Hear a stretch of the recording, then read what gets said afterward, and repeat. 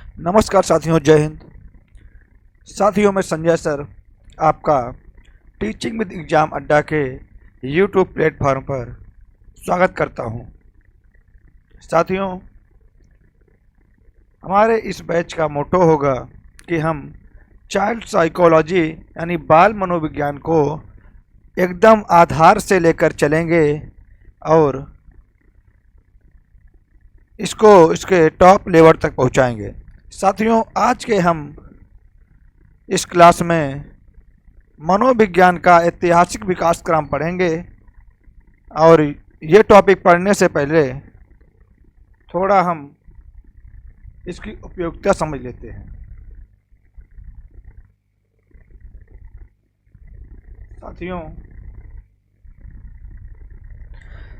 Seated level 1 में केवल इस क्लास से हम लोग 90 नंबरों को कवर करेंगे। अभी हम थ्योरी की क्लास लेकर आए हैं, इसके बाद हम पेडागॉजी की क्लास भी लाएंगे। और यूपी टेट के लिए जैसा कि आप देख रहे होंगे कि हम टोटल 50 नंबर कवर करेंगे, क्योंकि यूपी टेट में भी हर एक सब्जेक्ट में 5 नंबर की पेडागॉजी आती है और 30 नंबर की चाइल्ड साइकोलॉजी। लेवल 2 में हम सेम ऐसे ही कवर करेंगे, क्योंकि हम साइंस, मैथ और सोशल साइंस की भी पेडागॉजी लेकर चलेंगे। आइए अब बढ़ते हैं अपने टॉपिक की तरफ, मनोविज्ञान का अर्थ। साथियों, मनोविज्ञान का अर्थ हम इससे समझ सकते हैं कि मनोविज्ञान एक ऐसा विज्ञान है, मनोविज्ञान एक ऐसा विज्ञान है जो प्राणियों के व्यवहार यानी प्राणियों के बिहेवियर एवं मानसिक एवं दैहिक प्रक्रियाओं मेंटल एंड फिजियोलॉजिकल प्रोसेस का अध्ययन करता है। व्यवहार के साथ साथ मानव व्यवहार और उसके साथ साथ पशु पक्षियों के व्यवहार को भी इसमें शामिल किया जाता है। देखिए, मनोविज्ञान मन का विज्ञान, मनोविज्ञान का अर्थ होता है मन का विज्ञान। ये मनोविज्ञान की अवधारणा कहाँ से आई? देखिए, मनोविज्ञान अंग्रेजी भाषा के शब्द साइकोलॉजी, अंग्रेजी भाषा के शब्द साइकोलॉजी से बना है।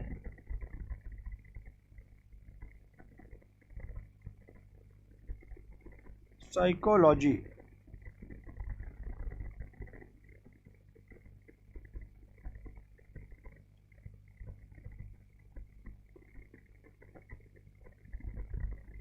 साथियों, साइकोलॉजी शब्द हमारा इंग्लिश भाषा से लिया गया है।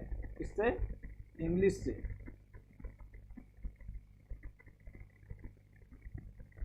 लेकिन जब हम इसका विन्यास करते हैं, यानी कि हमारा ये साइकोलॉजी शब्द आया कहाँ से, तो ये हमारे ग्रीक भाषा के दो शब्दों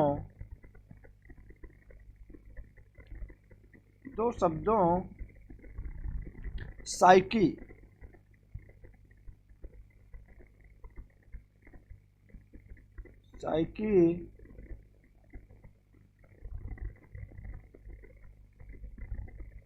सॉरी, इसमें ई होता है साइकी। एक मिनट साफ कर दो।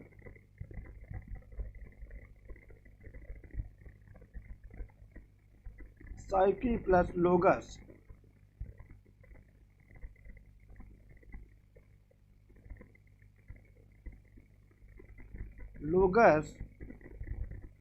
लोगस का अर्थ होता है अध्ययन यानी स्टडी। क्या? स्टडी यानी अध्ययन करना। और साइकी का अर्थ होता है आत्मा यानी साउल। यानी अगर हम इसको पूरा पढ़ें तो साइकोलॉजी का अर्थ होगा आत्मा का अध्ययन करना।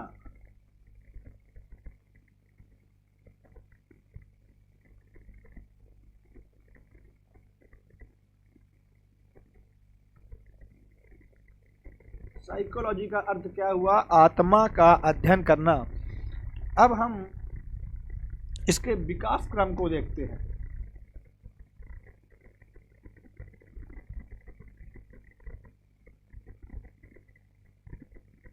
इसके पहले कुछ इंपॉर्टेंट पॉइंट देखते हैं। देखिए, साइको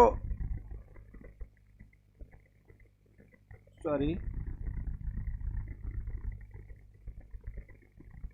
1550 में रूडोल्फ गोलक ने इस शब्द का सर्वप्रथम प्रयोग किया था। साइकोलॉजी शब्द का सर्वप्रथम प्रयोग 1550 में रूडोल्फ गोलक ने किया था और आगे मनोविज्ञान का प्रारंभ अरस्तु के समय दर्शन शास्त्र की शाखा के रूप में हुआ।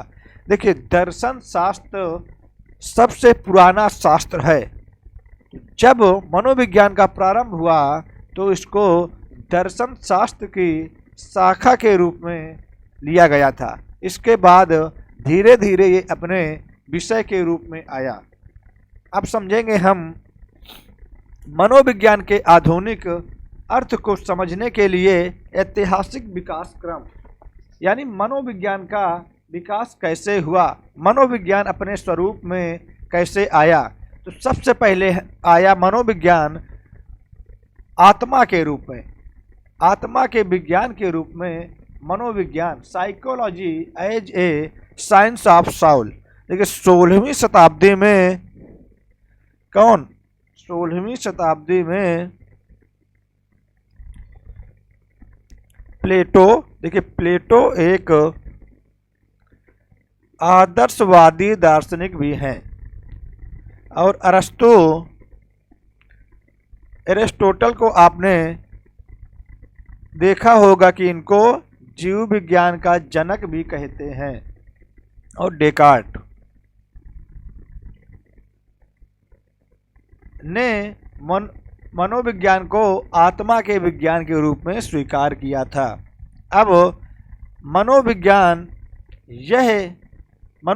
की यह परिभाषा 16वीं शताब्दी तक प्रचलित रही। कब तक? इसकी यह परिभाषा 16वीं शताब्दी तक प्रचलित रही। तुरंत बाद में आत्मा की प्रकृति तथा अस्तित्व के संबंध में तरह तरह की शंकाएं उत्पन्न होने लगी। देखिए, आत्मा के अस्तित्व और प्रकृति के संबंध में शंकाओं से आशय है कि आत्मा को कोई सिद्ध नहीं कर पाया कि आत्मा कैसी है, इसकी प्रकृति क्या है, तथा मनोविज्ञान आत्मा की स्पष्ट परिभाषा। देखिए, मैंने बताया ना कि आत्मा की स्पष्ट परिभाषा स्वरूप तथा उसके रंग रूप व आकार, उसकी स्थिति तथा उसके अध्ययन की विविध विधियों को पूरी तरह से स्पष्ट करने में असफल सिद्ध हुए। कौन? जिन्होंने आत्मा को मनोविज्ञान के रूप में माना, वो लोग असफल सिद्ध हुए। 16वीं शताब्दी में इस परिभाषा को अस्वीकार कर दिया। देखिए, 16वीं शताब्दी में जब इस परिभाषा को अस्वीकार कर दिया गया तो इसके विपरीत में परिभाषा आई मन के विज्ञान के रूप में मनोविज्ञान, मन के विज्ञान के रूप में मनोविज्ञान, psychology as a science of mind. देखिए, इसमें इसके समर्थक पैम्पेनोजी, कोट, ह्यूम और ये थॉम्स होगा, थॉम्स रीड, ये थे। 16वीं शताब्दी में यह परिभाषा प्रचलित रही।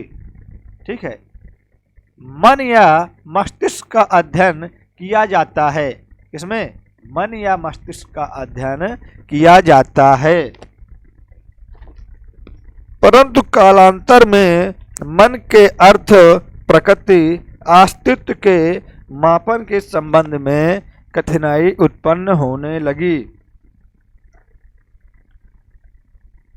जो आत्मा के विषय में हुई थी।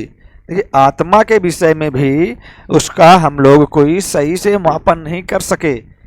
वैसे ही सेम मन में भी आया। मन की प्रकृति तथा स्वरूप को स्पष्ट रूप से निर्धारित करने में मध्ययुगीन मनोवैज्ञानिक पूरी तरह से असफल रहे। तो इस परिभाषा को भी अस्वीकार कर दिया गया। देखिए मन बड़ा चंचल होता है, मन को कोई पकड़ नहीं सकता है। और इन्होंने बताया मन का विज्ञान मनोविज्ञान है। यह तो वैसे भी असफल ही होना था। अब इसके विपरीत में परिभाषा आई चेतना के विज्ञान के रूप में मनोविज्ञान, psychology as a science of consciousness. ये परिभाषा 19वीं शताब्दी तक प्रचलित रही, जिसमें विलियम वुंट, जेम्स सली और वाइट, इन्होंने मन को चेतना के विज्ञान के रूप में माना। आइए, विद्वानों ने मनोविज्ञान को चेतना के विज्ञान के रूप में स्वीकार किया तथा कहा कि मनोविज्ञान चेतन क्रियाओं का अध्ययन करता है। देखिए अब इसका भी खंडन हुआ, इसको भी अस्वीकार किया गया। चेतन मन के अतिरिक्त अचेतन मन भी होता है। देखिए मैं आपको बता दूं कि हमारे मन का 10% भाग ही चेतन मन होता है और शेष 90% भाग, जिसमें हमारी दबी कुचली इच्छाएं या फिर बहुत पुराने विचार जमा रहते हैं, ये हमारा अचेतन मन होता है। और अब इनके बीच में संगत यानी तालमेल बैठाने के लिए अर्ध चेतन मन आता है। इन मन की परिभाषाओं को हम जब साइको एनालिसिस यानी मनोविश्लेषणवाद पढ़ेंगे सिगमंड फ्रायड जी का, उसमें हम गहराई से समझेंगे। आइए अब आगे क्या आया। देखिए ये जो व्यवहार के विज्ञान के रूप में मनोविज्ञान जो आया, psychology as a science of behaviour, देखिए इसको स्वीकार किया गया और आजकल हम इसी को स्वीकार करते हैं। जितने भी हमारे मनोविज्ञान के सिद्धांत आए हैं वो सब इसी के बेस पर आए हैं। देखिए आइए देखते हैं, 20वीं शताब्दी में ये प्रचलित रही, ये परिभाषा प्रचलित रही। इसके समर्थक वाटसन, स्किनर और वुडवर्ड। देखिए जब आप पढ़ेंगे तो हम लोग पढ़ेंगे स्किनर जी का क्रिया प्रसूत अनुबंधन, क्रिया प्रसूत अनुबंधन। इसमें इन्होंने व्यवहार का ही अध्ययन किया है। आगे देखते हैं, वैज्ञानिकों ने मनोविज्ञान को व्यवहार का एक निश्चित विज्ञान यानी पॉजिटिव साइंस के अध्ययन के रूप में स्वीकार किया। वर्तमान समय में मनोविज्ञान की इस परिभाषा को सर्वमान्य परिभाषा के रूप में सर्वत्र स्वीकार किया गया है। ये तो मैंने पहले ही बता दिया कि व्यवहार को मनोविज्ञान का विज्ञान माना गया है। अब देखिए इसकी एक डिफिनीशन है वुडवर्ड जी की, जो इसके लिए सटीक उदाहरण का काम करती है। इन्होंने बताया सर्वप्रथम मनोविज्ञान ने किसका आत्मा का त्याग किया, आत्मा का त्याग किया। इसके बाद मन का त्याग किया। देखिए पहले मनोविज्ञान मन के आत्मा के विज्ञान के रूप में आया, उसके बाद मन के विज्ञान के, ये दोनों असफल रहे और फिर इसके बाद चेतना का त्याग किया। मैंने बताया आपको कि चेतन मन ही नहीं होता, चेतन मन के अलावा अचेतन और अर्धचेतन मन भी होते हैं। अब यह व्यवहार में चलता है। हमारे 50% से ज़्यादा जो सिद्धांत हैं वो व्यवहार पर ही आधारित हैं। देखिए first psychology lost its soul, then it lost its mind, then it lost its consciousness, it still has behaviour of sort. ये परिभाषा हमारी किसने, वुडवर्थ जी ने दी थी। अब देखिए, एक दंपत्ति हैं, पति और पत्नी हैं, क्रो एंड क्रो जी। इन्होंने भी एक परिभाषा दिया, एक मिनट, इन्होंने परिभाषा दिया, बताया 20वीं शताब्दी को बालक की शताब्दी कहा जाता है, क्योंकि जितने भी मनोविज्ञान में खोजें या फिर सिद्धांत आए हैं वो सब 20वीं शताब्दी के इर्द गिर्द ही आए हैं। अब आगे मनोविज्ञान की कुछ महत्वपूर्ण परिभाषाएं देखते हैं। हिलगार्ड एटकिंसन एंड एटकिंसन महोदय ने परिभाषा दिया, मनोविज्ञान वह विज्ञान है जो व्यवहार तथा मानसिक क्रियाओं का अध्ययन करता है। मनोविज्ञान वह विज्ञान है जो व्यवहार तथा मानसिक क्रियाओं का अध्ययन करता है। देखिए, आपको अगर परिभाषा समझ में नहीं आ रही है तो आप कमेंट में बता सकते हैं,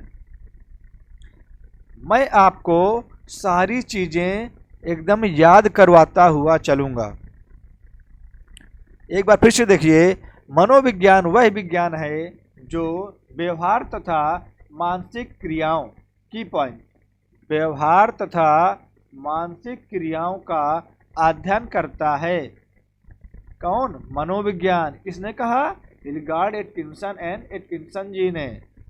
अब देखिए, एटकिंसन एंड एटकिंसन ये दोनों पति पत्नी हैं और हिलगार्ड जी इनके सहयोगी हैं। अब आइए, वाटसन जी ने कहा, मनोविज्ञान वह विज्ञान है, मनोविज्ञान व्यवहार का धनात्मक विज्ञान है, माफ करिएगा, धनात्मक विज्ञान है। मनोविज्ञान व्यवहार का धनात्मक विज्ञान है। यह तो एक एकदम छोटी सी परिभाषा है, आप इसको याद कर सकते हैं, परीक्षा में पूछी जा सकती है। आइए, psychology is the positive science of behaviour. अब वुडवर्थ महोदय जी की परिभाषा देखते हैं हम लोग। मनोविज्ञान वातावरण के संबंध में, इसके वातावरण के संबंध में मानव व्यवहारों का विज्ञान है। मनोविज्ञान वातावरण के संबंध में मानव व्यवहारों का विज्ञान है, ये बताया वुडवर्थ महोदय जी ने। और मनोविज्ञान आचरण एवं व्यवहार का धनात्मक विज्ञान है, ये बताया मैकडूगल जी ने। देखिए, मैकडूगल जी ने 14 मूल प्रवृत्तियां दी हैं, 14 मूल प्रवृत्तियां, मूल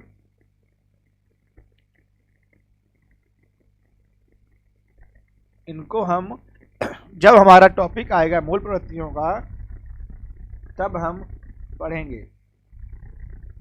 साथियों, आज के लिए हमने मनोविज्ञान का ऐतिहासिक विकास क्रम कवर किया। आज के लिए इतना ही। धन्यवाद। जय हिंद। भारत माता की